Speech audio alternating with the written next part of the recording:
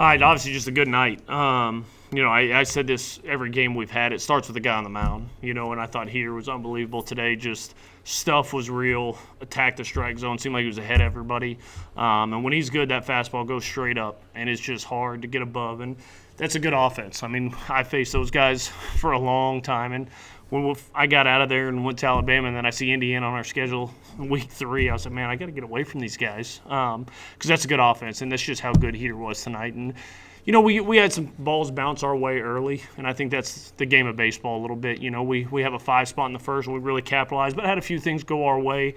But just thought we had really good at bats. I mean, really good at bats, runners in scoring position. I think we were 5 for 5, scoring our runner from third, less than 2 outs. Just some stuff we talk about all the time. So just a good way to start the weekend. I mean, this is a real test this weekend. It's what we want is kind of get a barometer of where this team's at, and I think we started this thing well, but we got 2 really big games in front of us. We got a good Arizona team tomorrow and then an incredibly talented Dallas Baptist team on Sunday. So a good way to start the weekend.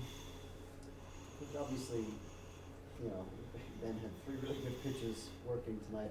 I'm just curious, since the fall when you got there, how have you seen him grow and go? I know he's always been good, he's been healthy, but has he taken it to another level from what you've seen? Yeah, I mean, and very honestly, somebody asked me this the other day. I'm still learning Heater a little bit, to be honest with you. He didn't throw a ton this fall. We really took it easy with him. He threw 1 inning against Florida State in our scrimmage, and I think he had one other 1-inning outing before that, just kind of get ready. So really, it's about my 5th time seeing Hess pitch, and his first preseason outing was about what you'd expect for a guy that hasn't been on the mound a lot. It was okay, but I think it was really good for him because we had traffic all over the bases. We had some good at-bats. He had to kind of pitch through some stuff early against our hitters, and I think that just prepares him to rock and roll. But, I mean, that guy's as good as it gets. Like I said, the fastball, it's not just velo, but that thing just goes straight up. And when he's laying in the bigger breaking ball, the hard slider, I mean, it's a tough matchup for anybody. And I thought he was, every bit of a first rounder tonight.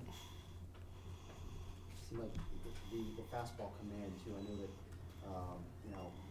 he's always been good with the glove side, but I thought even going in on lefty. Did you see that too? No. He was hitting those spots. No doubt. I thought he got in on there, and I thought he pitched at the top of the zone really well. It's not the miss up. It's the pitch it just above the waist, and with the way his fastball works, it's just really hard to get above. It's a lot of foul balls and swing and misses. And again, that's some dangerous hitters. I mean, between Devin Taylor and Brock Tibbetts and Carter Masson, man, I'm tired of seeing those guys. And I thought he still did a really good job of executing his pitch. And, Taylor smoked that 1 ball off him. Lucky he got him in a good spot, so he's fine. But yeah, I just thought he commanded that well. And it seemed like he was ahead of everybody all night. And when you put that stuff on top of being ahead a lot, that's a recipe to be pretty successful. Did it hit him in the back? Or was it... Yeah, it hit him right in it's lucky he carries a little extra weight around his midsection. Hit him right in the love handle, so he was fine. He just told me to get out there. He's like, yeah, the ball was hit about 110, so I just need to catch my breath a little bit here. That's what I told him. I said, that's why when you got a little chunky around the edge, that's good for you. But, yeah, he'll be a little sore tomorrow, but got him in about as good a spot as it could. You mentioned being happy to see some, runner, scoring when you're in certain positions and situations in the game. How else do you use these early season, neutral site tournaments to evaluate? Yeah, especially this one. No question, just a really good Indiana team. And I know we look at the score and it was a little lopsided tonight, but that team's going to win a whole lot of baseball games. Reisdorf was not fun watching him on video. That guy has been really good. We had some things fall our way early and then kind of capitalized on those and extended and was able to get him out of the game. But that's a really good team. And I think that's what we really want to see, and it's such a kind of difference from my time at Maryland where our schedule is a little more front loaded, whereas here we got a couple weeks and then kind of roll into some stiff competition this weekend. So you just kind of want to use to see a barometer of where you're at. We all want to win games, we all want good records and good stats and all that stuff, but most importantly 3 weeks into the year we got to see where we got to grow, because if we're the same team when you guys see us in May and June as we are now, then we haven't done our job, So I think that's what this is really a good litmus test for, is where do we need to grow, who kind of grabs certain roles, and what does that look like, and getting to do that against really elite competition this weekend. Hodo, kind of a breakout night tonight. I know he's kind of been that fixture in your clearance ball all year, right? But it seemed like is he really coming on right now? Oh, yeah. Hodo had about the loudest 0 for 6 you could ever imagine on Tuesday night. I think he hit 3 balls north of 105 miles an hour and was 0 for 6 at the end of it. he's just a professional hitter. Like, it's a really slow heartbeat.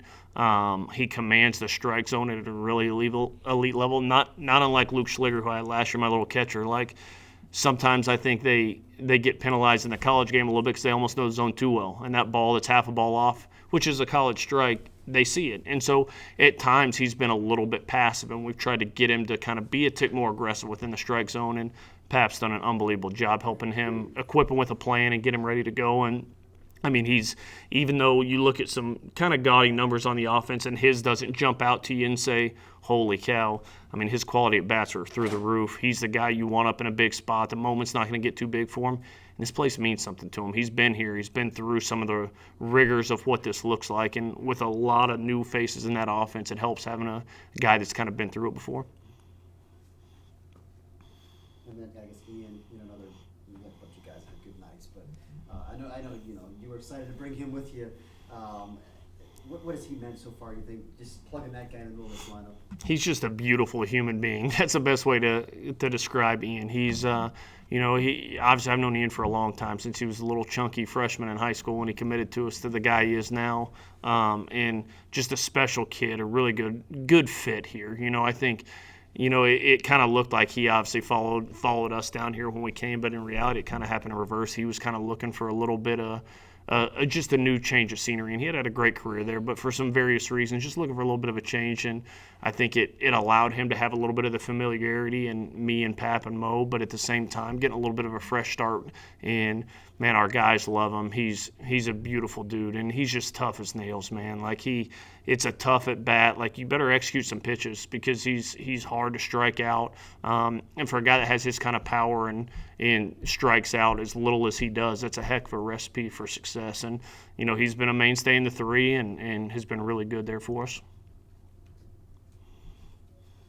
Can you talk about Evan Slate tonight? Of course, that big hit in the 4th, and then that right field play. Yeah, I mean, Evan's our captain for a reason. He wears number 3. He embodies kind of everything that we believe in people. And I think I've said that from the jump. The reason Alabama fits me and my family, the reason we were drawn here, is just the quality of people that we get to interact with on a day in and day out basis is unmatched, and I think when we went through the recruiting process, that was a big thing we were looking for is man, we got to kind of restart on the position player side, some really good young guys, but we need some veterans that are our kind of guys. And I've known Evan since he was in high school, and just know some of his close friend Matt Shaw, our shortstop at Maryland last year, was good friends with Evan. So we knew the type of human we were getting with him. And he was the first kid that committed to our new staff when we got there was Evan. And man, since he's been here, he's done nothing but just show us that he was the right guy. He's an unbelievable leader,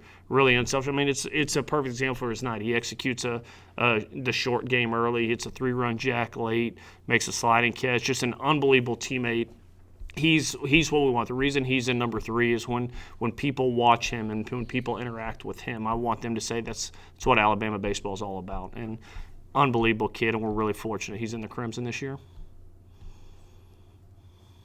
All right. All right. Roll Tide. Thanks.